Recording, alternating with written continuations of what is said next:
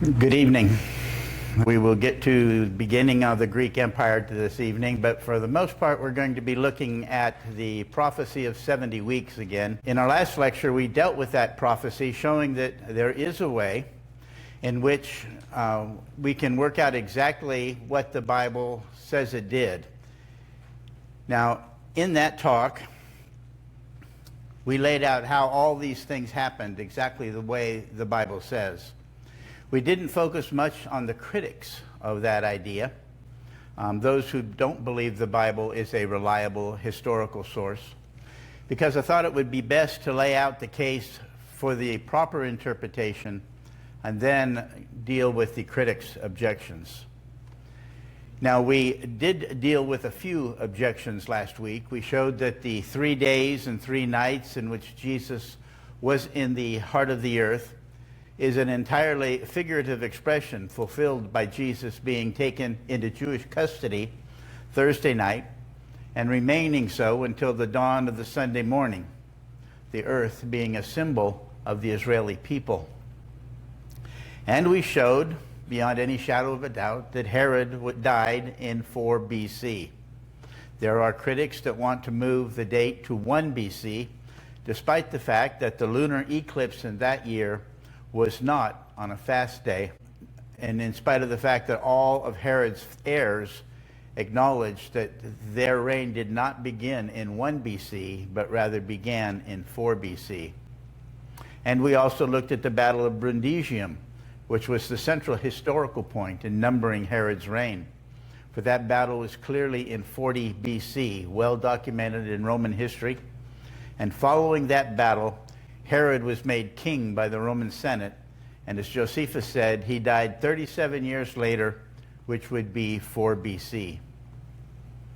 Now they do this to get to a 33 AD date for the year and a Thursday crucifixion for the day of the Passover in that year, starting 6 p.m. Wednesday evening and ending 6 p.m. Thursday. That the decree given to Nehemiah was given in the 20th year of Artaxerxes' life, not in the 20th year of his reign, we discussed last week. So that puts Nehemiah's move to build the wall in Jerusalem 6 or 7 years before Ezra's taking the gold and the silver to the temple, which he did in the 7th year of Artaxerxes' reign. So the question becomes, is there any indication that Nehemiah would have been before Ezra? In the scriptures, of course, we know Ezra comes before Nehemiah. But is there any indication that rather Nehemiah should have been first? Now, the greatest proof concerns the wall. Nehemiah went and built the wall around Jerusalem. But when Ezra comes, we find him giving God thanks for the wall. We read in Ezra 9:9, "For we were bondmen, and yet our God hath not forsaken us in our bondage, but hath extended mercy unto us in the sight of the kings of Persia, to give us a reviving, to set up an house of our God, and to repair the desolations thereof, and to give us a wall in Judah and in Jerusalem." The question is, what wall is Ezra praying about, if Nehemiah hasn't been there to set up the wall yet? If we say the wall may have been built in the days of Zerubbabel, then was the wall broken down while Ezra was in Jerusalem between the 7th year of Artaxerxes and 13 years later to the 20th year of Artaxerxes? When we look at the power and authority given to Ezra by the king of Persia, could the wall have been broken down while he was priest and nothing written about it? This is part of the charge that Ezra received.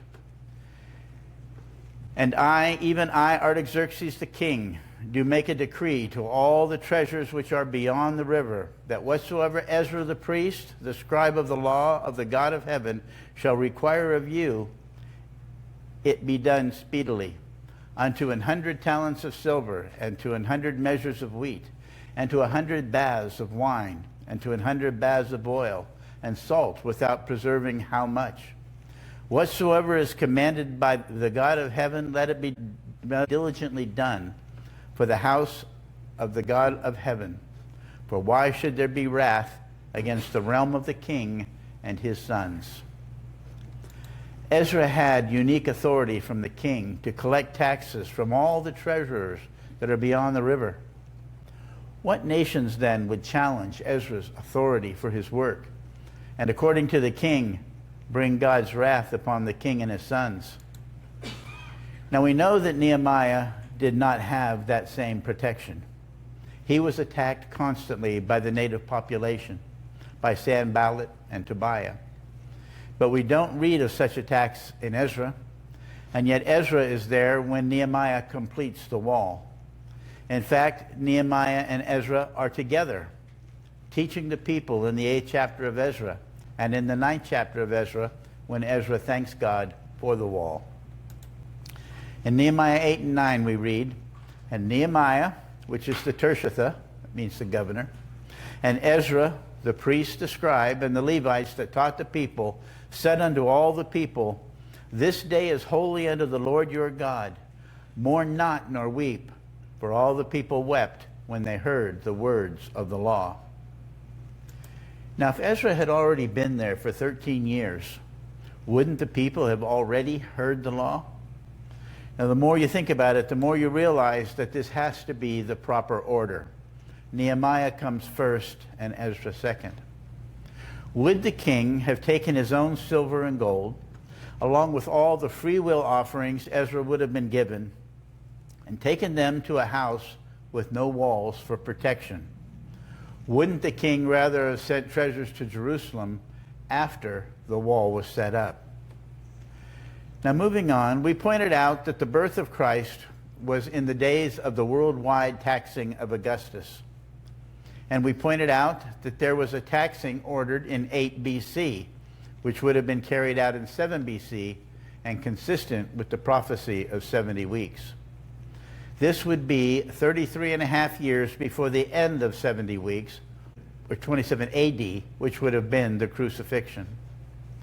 Critics complaining that the text says that Cyrenius was the governor argue this way. In Luke 2 and 1 and 2 we read, "And it came to pass in those days that there went out a decree from Caesar Augustus that all the world should be taxed. And this taxing was first made when Cyrenius was governor of Syria." Now, Cyrenius didn't become legate of Syria till sometime between 3 and 6 AD. His taxing was in 6 through 7 AD and is very well documented by Josephus because it generated much rebellion and resentment among the Jews. But his taxing, as mentioned by Josephus, is agreed on all sides to have been much too late for the birth of Christ. So the objection to this 7 BC census being the taxing of Luke 2 is that Cyrenius was not the governor in the strictest sense of the word at that time. And this would be true. But the man Cyrenius, whose Latin name was Quirinius, is quite well known in ancient history. He appears in Augustus's writing, having been made proconsular in 12 BC, a special title granted to only 2 men per year. These specially appointed men are the ones most generally called upon for special duties, such as governing, but also for conducting wars. The local governors were often chosen for their organizational skills, not necessarily their military ones. So other proconsulars were sent sometimes to settle other matters in a given district, such as conducting wars. It was not at all uncommon for Caesars to appoint a second leader, a second governor, called a duumvir, to a region which was under stress. For a specific task, a second commander might be such as in 67 AD, when Vespasian was sent to Jerusalem by Nero to settle the Jewish rebellion there, though Cestius Gaius was legate or governor at that time. Now, around 25 BC, the Homonadensians, kind of a hard word, but this was a people there in northern Turkey. The Homonadensians killed the king of Galatia, whose name was Amytas. Augustus was the king's heir, and as such, he was obliged to avenge the death of Amytas. Augustus then built the city of Antioch in Galatia as a fortress against further Homonadensian invasions. Following the death of Drusus Germanicus the Elder in 9 BC, Quirinius was appointed chief magistrate of Antioch. He appointed another to govern for him while he warred against the Homonadesians till they were defeated in 4 through 3 BC. So Quirinius becomes the second governor of Syria during the time of 9 BC to 3 BC. And it's well documented in Roman history that he was there. So of the things we know for sure, there was a census ordered in 8 BC, and Cyrenius was a very powerful soldier or politician in the area of Syria at that time.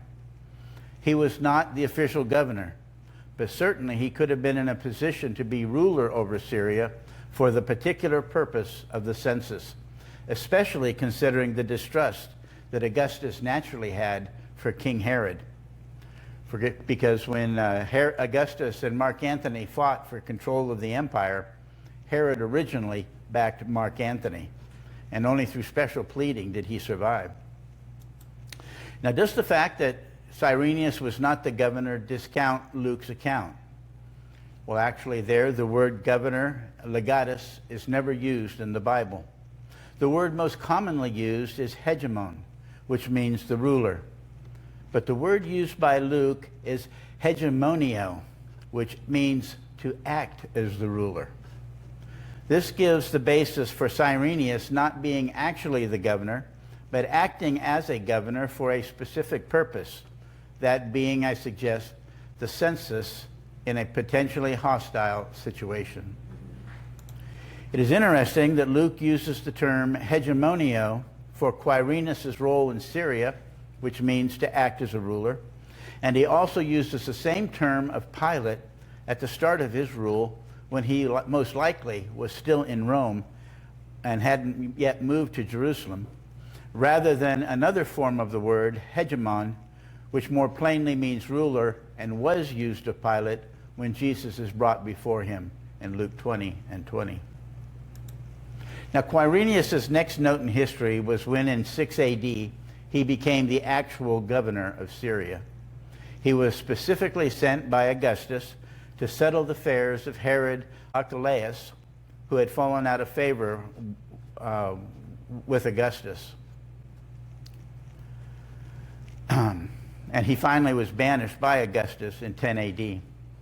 This is the governorship which enemies of the infallibility of the scriptures insist is what Luke was referring to, because with such a date, it is impossible to harmonize the scriptures.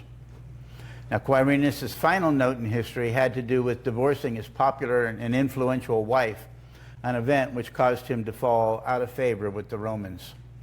This is the sum total of what we certainly know about Quirinius.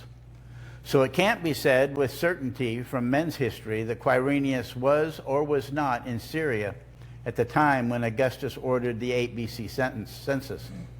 But it can be said with certainty that Luke places him there, and based upon the facts of the case, there is no reasonable historical reason to doubt him. There is one more interesting piece of archaeology which is often referenced to Quirinius, and that is a damaged gravestone. The stone is fragmented, and the name of the buried person is gone. But from what is there, it can be said it belonged to a proconsular, one appointed under Augustus, and remember there were only 2 appointed each year. The person was a duumvir, meaning he served as a governor alongside another governor, and this particular person served 2 terms in Syria. The stone claims that this particular legate had 2 victory march celebrations, showing that he was a military man, not merely an administrator. There is a written record of one of the victory celebrations granted to Quirinius for his victory over the Homonadenses, and there could easily have been another one, as he was a trusted general who served the Roman legions for many years. And while the stone cannot be said for certain to have belonged to Quirinius, it certainly can be said that it couldn't have belonged to any of the known Syrian legates except Quirinius. Now the last objection comes from Luke 3:1, which lists the governors at a certain time, and in Luke 3:23 it gives us the specific year in which Luke is discussing. In Luke 3:1-2 we read, "Now in the 15th year of the reign of Tiberius Caesar, Pontius Pilate being governor of Judea, and Herod being tetrarch of Galilee, and his brother Philip, tetrarch of Iturea, and then the reign of Trachonitis and Licinius, the tetrarch of Abilene, Annas and Caiaphas being the high priests, the word of God came to John, the son of Zacharias, in the wilderness." And Jesus himself, and we read in Luke 3:23, as he concludes that chapter, "And Jesus himself began to be about 30 years of age, being, as was supposed, the son of Joseph, which was the son of Heli." Now our dating of the matter is that this is the year 23 AD. Jesus began his 30th year on the 10th day of the 7th month, the Day of Atonement, 23 BC, and was baptized a few days later on the 15th day of the 7th month, the first day of the Feast of Tabernacles. Now this is objected to on two grounds. First, it is said by the world's historians that the 14th year of Tiberius, by official Roman reckoning, would be 29 AD, not 23 AD. And Pontius Pilate was governor in the region from 26 AD to 36 AD, not the governor in 23 AD. Now we would explain these things this way. Concerning the reign of Tiberius, Luke does not say that Tiberius ruled 14 years after the death of Augustus, which is how the world would calculate this. He uses the term hegemonia, which means he ruled. And there are many years which could be and are used to mark the start of his rule, which was before the death of Augustus. Augustus had been in failing health, and he had been limiting his public appearances for a number of years by the time he died. By 10 AD, he was no longer appearing in general in public. By 11 AD, he was having Tiberius read his speeches to the Senate. Originally, Augustus really didn't want to leave the throne to Tiberius, as he regarded him as too cruel and perhaps too dull and slow-minded. He also held a grudge against Tiberius because he had married Augustus's only daughter, Julia, but had divorced her for adultery, which Augustus reluctantly came to realize is true.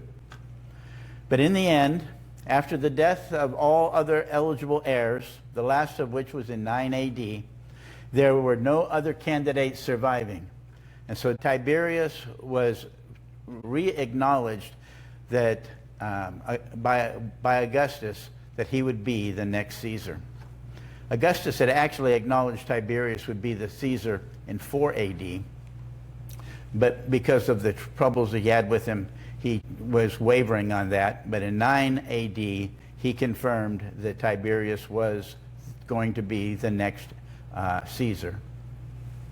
So when then did Tiberius's rule begin? How did that appear to people in his day?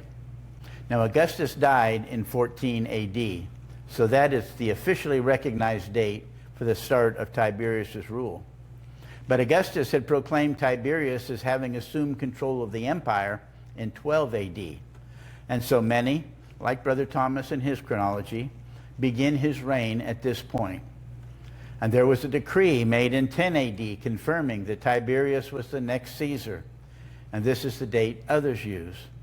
And the earliest date, when Augustus realized he had to appoint his heir to settle the unrest in the empire, was the date of a spring festival in 9 AD, when Augustus ended all questions about who was to be his heir. Now either 10 AD or 9 AD works perfectly for the 23 AD date, required by the fact that Jesus would have been about 30 years of age in 23 AD. But what about Pontius Pilate? It's pretty clear from secular history that he did not begin his rule in Palestine till 26 AD, or 25 AD at the soonest. How can his governing be explained back to 23 AD? This too goes to the heart of Roman politics. Tiberius was struggling in 23 AD, perhaps worse than Augustus had been in 9 BC. He was 64 years old and very much tired of governing. Tiberius had taken a relative named Drusus, the son of Agrippina and Germanicus, to be his heir. This Germanicus is called Drusus Germanicus and was Tiberius's nephew, whom he had adopted to himself. And Agrippina was the granddaughter of Augustus through Julia, Julia being the same Julia who was Tiberius's ex-wife, who Tiberius had accused of adultery to Augustus, and for doing that, Augustus had banned him and nearly killed him until he brought him back. But sometime around 20 AD, Drusus fell sick suddenly and died. Tiberius now had no heirs old enough to lead the empire. He considered several options, including returning Rome to a republic, but he decided instead to use his trusted friend Sejanus and his associate in governing Rome while he waited for one of the Drusus's 3 children, Drusus, Nero, or Gaius, to come of age. Sejanus was the son of Strabo, one of Tiberius's most trusted generals. He is thought to have had a long and personal relationship with Tiberius, having saved Tiberius's life in a cave-in, and also having proved himself an able administrator, organizing the Praetorian Guard, and wonderfully completed other difficult duties relevant to the governing of Rome. So close was the relationship between Tiberius and Sejanus that in 26 AD, Tiberius left Rome for the isolated island of Capri and never returned. Sejanus, being his voice in Rome, he was there till Tiberius realized his treachery and had him killed about 31 AD. From 23 AD and onward, Sejanus had worked in getting his friends into all the positions of power, including generals in the army, and finding and inventing a cause to execute all his enemies. He was setting himself up ultimately to revolt against Tiberius and take control of the empire. It is all but certain that it was Sejanus who appointed Pilate as governor of Judea. Both men were in Rome at that time and shared a common bond of extreme anti-Semitism. Luke says that at that time, Pilate was acting as governor, not that he was governor. He uses the same word here for Pilate that he did for Cyrenius when he was a military leader and not the actual governor of the area of Syria. In fact, these are the only 2 places where this form of that word is used. We do not know when Pilate was appointed governor. From Roman records, we actually know nothing about Pilate. All we know about Pilate is from Jewish historians, like Josephus, who tells us that Pilate was in Judea for 10 years, and that he tried to return to Rome before Tiberius died, but was unsuccessful. Tiberius died in 37 AD. This is all rather curious because Tiberius was not in Rome. Nevertheless, from this it is presumed that Pilate was the governor of Judea from 26 through 36 AD, which is all quite possible without ruling out the possibility that he was appointed governor sometime earlier and was ruling in absentia while he prepared to come to Judea.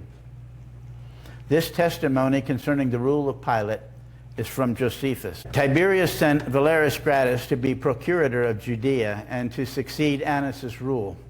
When Gratus, that was the governor before Pilate, when Gratus had done these things, he went back to Rome after he had tarried in Judea 11 years, and Pontius Pilate became his successor. So Pilate, when he had tarried 10 years in Judea, made haste to Rome, but before he could get to Rome, Tiberius was dead. Tiberius probably sent Gratus to be the procurator in 9 AD, and he ruled in 11 years till 20 AD, when a change in administrators to Sejanus meant a change in procurators, just as it did when Tiberius began to administer the empire in 9 AD. So Gratus returned to Rome, and Pilate, who was Sejanus' choice in 21 AD, went eventually to Jerusalem, but he didn't go to Judea till 25 or 26 AD. There is another historical point that this is correct. Germanicus, that we spoke of before, is recorded by the historians Tacitus and Dio to have died 5 years after the death of Augustus. But Josephus, taken chronologically, places the death of Germanicus to have been during the reign of Pontius Pilate. Josephus also records that Gratus, who Pilate succeeded, ruled under Tiberius for 11 years. For all these things to have been true, that is, for Gratus to have ruled 11 years and Germanicus to have died in Pilate's rule 5 years after the death of Tiberius, then 19 to 20 AD must be the 11th year of Tiberius. And so again, 9 AD would be the start of Tiberius's reign. Gratus would have been procurator of Judea from 9 through 20. Pilate would have become the procurator in 21 AD, moving to Judah in 25 AD. This is not the way historians view the matter, but it is the way the Bible presents it, and it does not contradict what is historically available. So moving on with the prophecy of 70 weeks, there is one more aspect of this prophecy to be considered, and that is what happens after those first 49 years. The prophet says in Daniel 9:25, "Know therefore and understand that from the going forth of the commandment to restore and to build Jerusalem unto the Messiah the Prince shall be 7 weeks." Why is the 7 weeks at the start of this prophecy broken off from the 62 weeks, which would be weeks 8 through 69? Well, using 464 BC as the start of the 70 weeks prophecy, the first 7 weeks would end in 415 BC.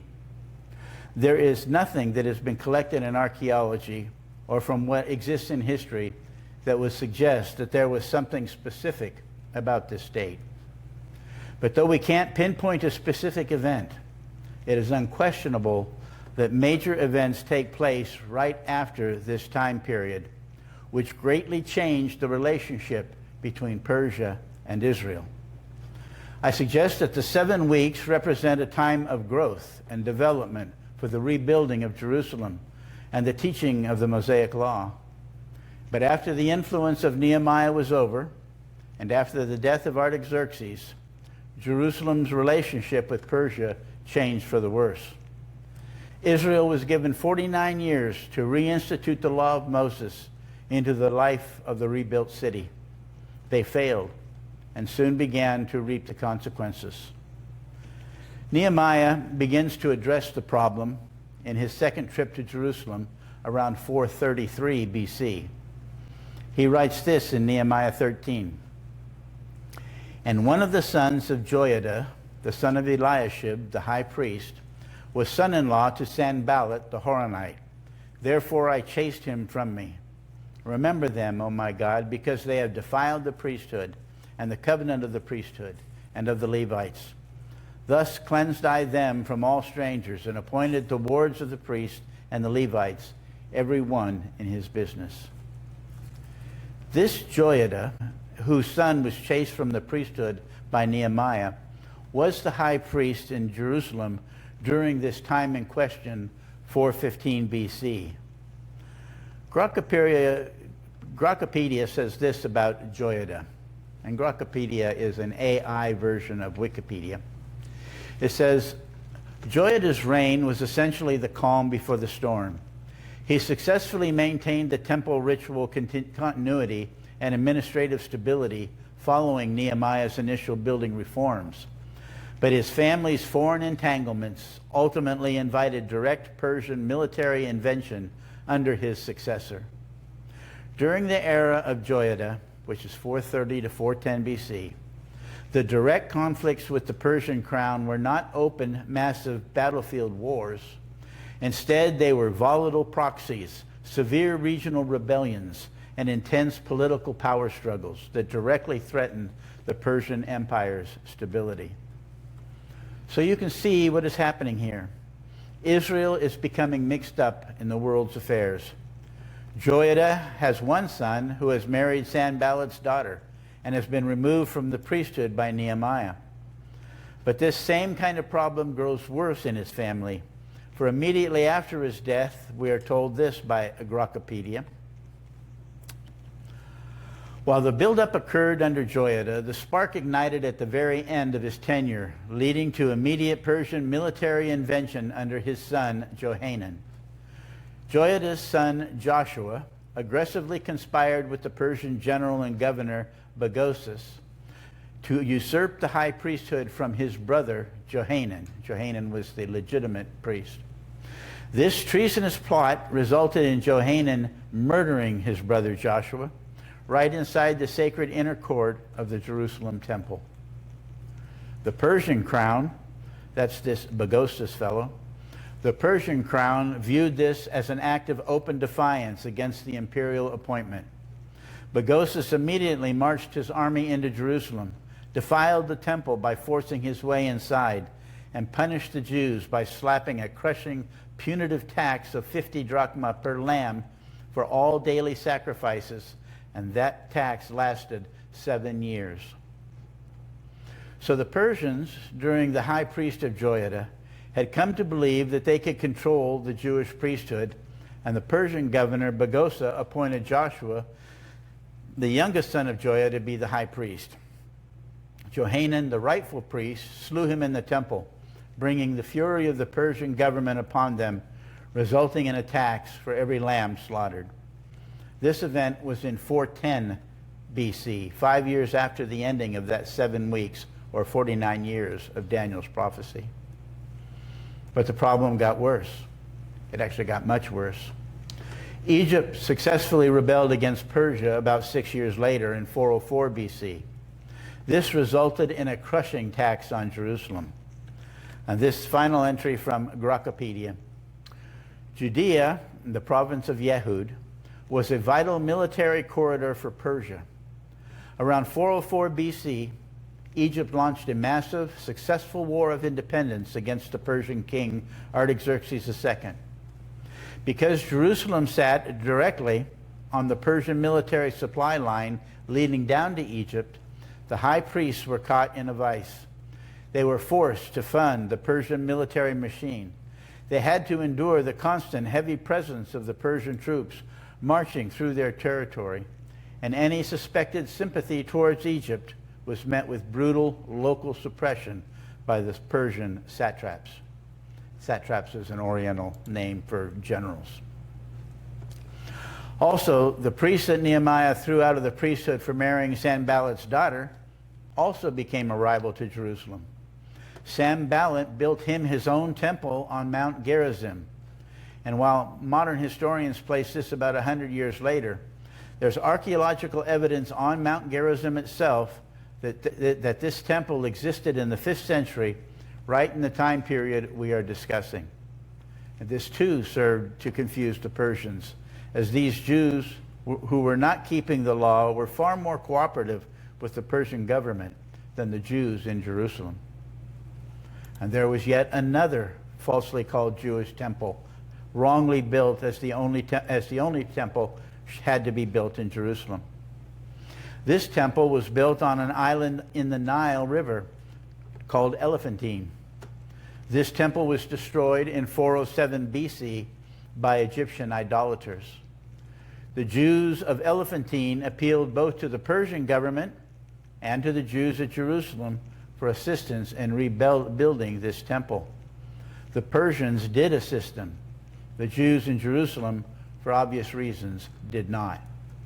All these things caused distrust and resulted in the peace and the prosperity that Jews in Jerusalem knew during the 40-year reign of Artaxerxes.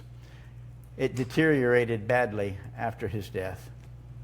So we can't point to a specific event around 415 which ended the first 7 weeks of that prophecy, but we can certainly see the disastrous results which followed the high priesthood of Joiada. So Daniel explains this to us about the end of the Persian Empire. In Daniel 8, verses 3 through 7, we read, "Then I lifted up mine eyes and saw, and behold, there stood before the river a ram, which had 2 horns. And the 2 horns were high, but one was higher than the other, and the higher came up last. I saw the ram pushing westward and northward and southward. so that no beast might stand before him. Neither was there any that could deliver out of his hand, but he did according to his will and became great. So this was the development of the Persian Empire in prophecy. Remember, Daniel's living during the Babylonian Empire, so none of this had taken place when he was making these prophecies. The ram is obviously the Medo-Persian Empire. The Median Empire was succeeded by Cyrus, and the Persian Empire, which came up last, was higher than the first. The Persian Empire was far greater than the Median Empire. This is the history of the Persian Empire as we have already explained it. Now going on, we read in Daniel 8, "And as I was considering, behold, an he-goat came from the west on the face of the whole earth, and touched not the ground. And the goat had a notable horn between his eyes. And he came to the ram that had two horns, which I had seen standing before the river. And he ran unto him in the fury of his power. And I saw him come close to the ram, and he was moved with choler against him, and smote the ram, and brake his two horns. And there was no power in the ram to stand before him. But he cast him down to the ground, and stamped upon him. And there was none that could deliver the ram out of his hand." The Greeks, which had been stirred up by Xerxes' invasion of Greece, were finally ready to push at the ram. In 336 BC, Philip II of Macedon, that would be Alexander the Great's father, was authorized by the League of Corinth as the hegemon, or leader, to initiate a sacred war of vengeance against the Persians for desecrating and burning the Athenian temples during the Second Persian War. This was that invasion by the Persians led by Xerxes over a century before. This is how Xerxes stirred up the Greeks.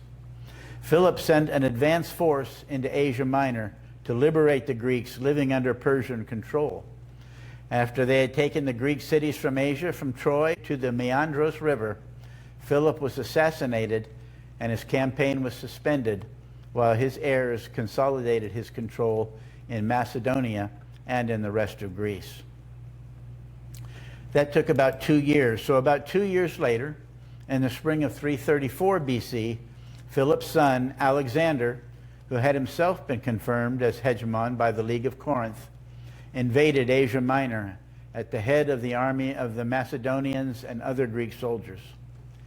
He liberated southwest Turkey, defeating the Persian troops along the way. And finally, his successes alarmed the Persian emperor, Darius III, when it became clear that Alexander was going to battle to liberate all of Asia Minor, and even maybe take the battle further into Asia. The Greek with the notable horn of Daniel 8 was Alexander of Macedon, called in history Alexander the Great.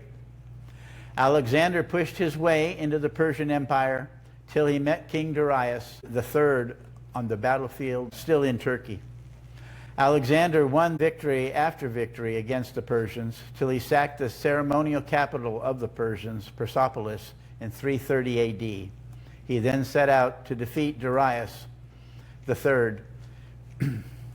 Darius III met Alexander for the first time at Issus in the Eastern Asia Mediterranean in 33 BC. And I have that circled in red on the map here. Darius outnumbered him at this battle at least 2-1, and he completely surprised Alexander's army. And still, Darius was routed. Darius fled, leaving all behind, including his wife and his family members. He regrouped, and he fought Alexander 2 years later at Gaugamela in northern, what we would call today, northern Iraq. This time, having raised a giant army and having selected where he wanted to fight, he was still quickly routed by Alexander and the Greeks. Darius retreated again to Ecbatana in Persia, where he was unable to raise an army adequate to meet Alexander. While he was trying to prepare this army, Alexander and a small band showed up, intimidating the Persians, and the Darius III was assassinated by his own bodyguards and abandoned to the Greeks. This brought in the third section of Nebuchadnezzar's image, the bronze portion, representing Greece. And that's where we will start when we pick these lectures up again next time. Thank you.